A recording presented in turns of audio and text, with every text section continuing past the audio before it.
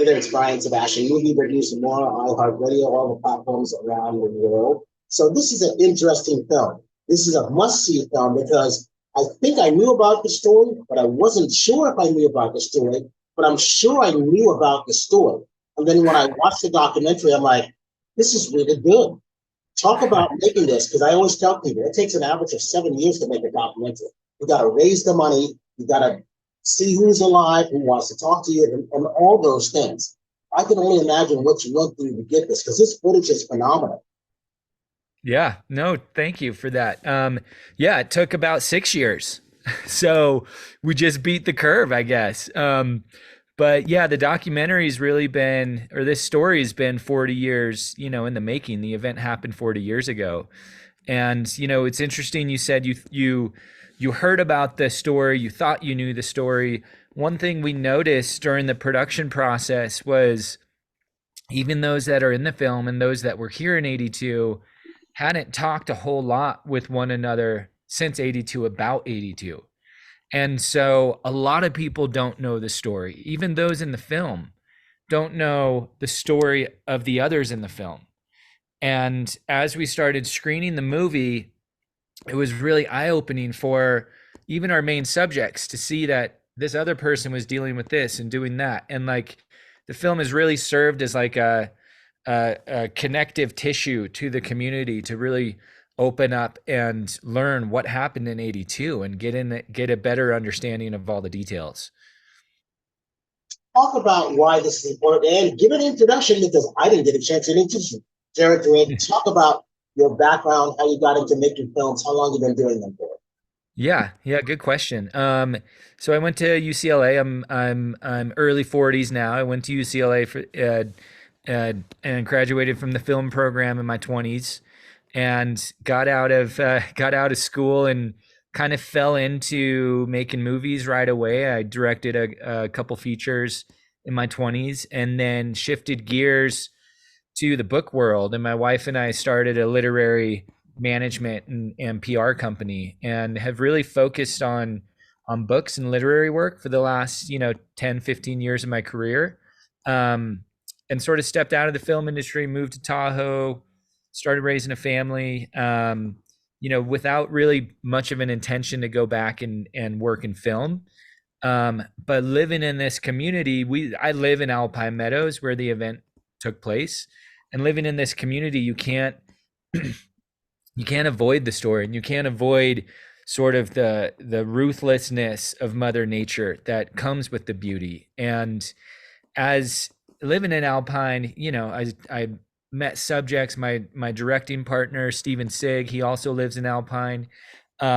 Started to get a little educated and build some awareness about how this place works and operates. The mountains here are a little different, and realized that this story sort of has to be told before it's too late. Before, those in the film, they're in their 70s now, like they're not going to be around forever. Like, how can we capture this important part of our history so that we can pass it on and learn from it? And so this movie has, Sig and I, like, we've never really considered ourselves, the storytellers. Yeah, we made the movie, but this story really belongs to the community and those that lived it. And so in a funny way, I still don't feel like I'm back in the film business making movies. Like, this was really a vocation.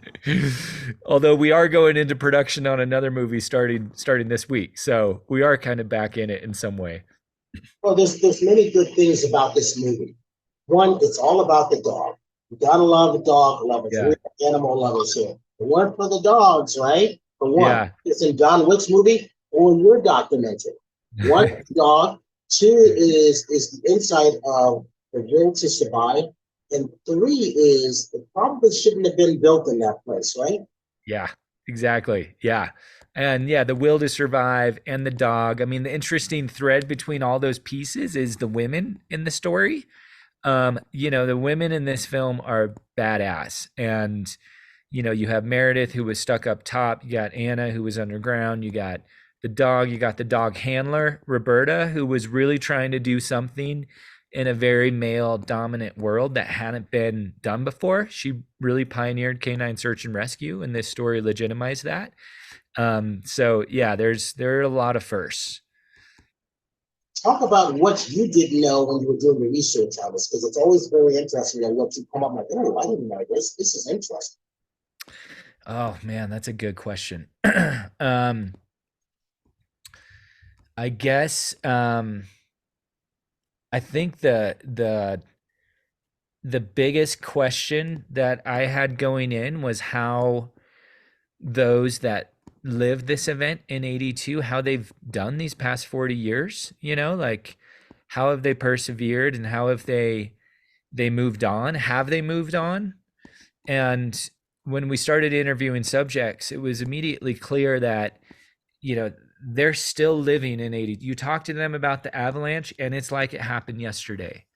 And so a question for me, I haven't been in a traumatic event like this. Like where do they get their strength from? And does grief and trauma, does it ever fully resolve itself? And if it doesn't, how do you deal with it and move on? And to me, that was the big question going into the film. Like, why make it today?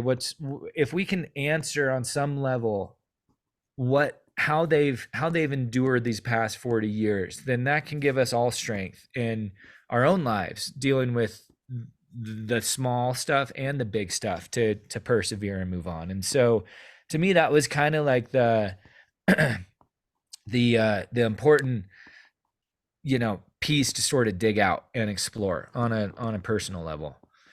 Steve's not here for this, but talk about his reaction in putting this together as you guys are working as a team. What was that like? Yeah.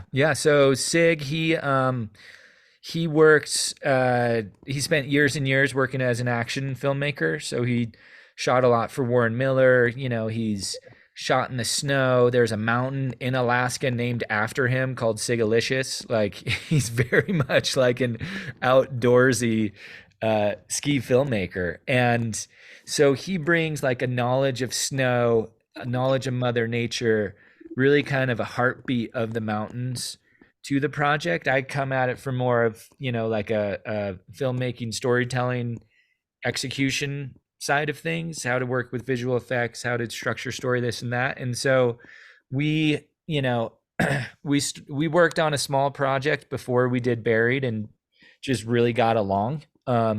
It's really hard to find people that you just speak the same language with and understand one another and respect one another. And um, we just tag teamed it back and forth. He lives 100 yards from me, and if I'm dropping my kids off at school, but it's a good day to shoot, on the mountain, it's like, Sigo, grab the camera, go, like, and vice versa. So we just kind of tag teamed it back and forth. But I think his strengths in the action sports world was really, really instrumental in being able to navigate terrain and understand this community and this culture. Last two questions. Give me social media links for everybody. And what do you want the audience to take away from seeing this film? Because it is playing some places out there in the theaters, which is good, but it's also going to rare now. Yeah, exactly. Yeah. So yeah, we're on social media. Our handles are at Buried the Movie. Our website is buriedfilm.com, and there's a newsletter you can sign up there that we keep everyone informed. I would say, we've had a nationwide theatrical release, which has been amazing for us. Greenwich, our distributor, and our executive producers, Evan Hayes and Michael Sugar and David Hillman and Mark Gugulewski and Shannon Hutchins, they've all been instrumental in helping this get out. We're playing now, as of today, November 8th. We're playing on Amazon and iTunes, so you can watch it anywhere and everywhere. And I think, the thing I want to emphasize to those that look at the movie and watch the trailer and read the description is that, yeah, it's a tough movie. There's a lot of tragedy in it, but our hope was to give audiences, our hope was for audiences to finish watching the movie feeling better than when they started. And so there is a real silver lining, and there is a real uplift. I wouldn't call it uplifting. I don't know. You'll feel better when you finish the movie than when you started. So So I say that because I myself, I look at films that are very tragic and storylines that are very tragic, and I have a hard time turning them on a Friday night when I want to kind of like tune out.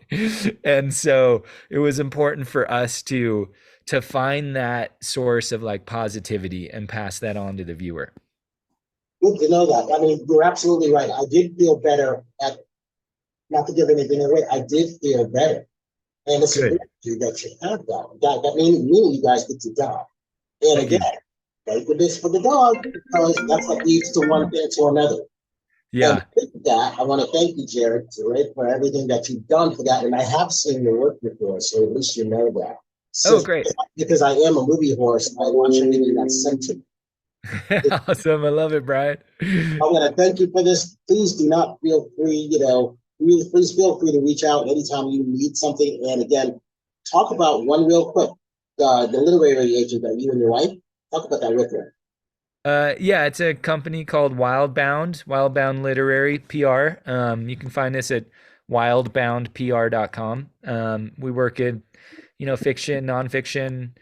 We work with traditionally published authors and self-published authors across the board. We're a very, very cool kind of new age management and PR company for authors and publishers. But yeah, check us out, Wildbound PR. All right, there you go. I'm Brian Sebastian. This is Movie Reviews and More. We'll see you next week.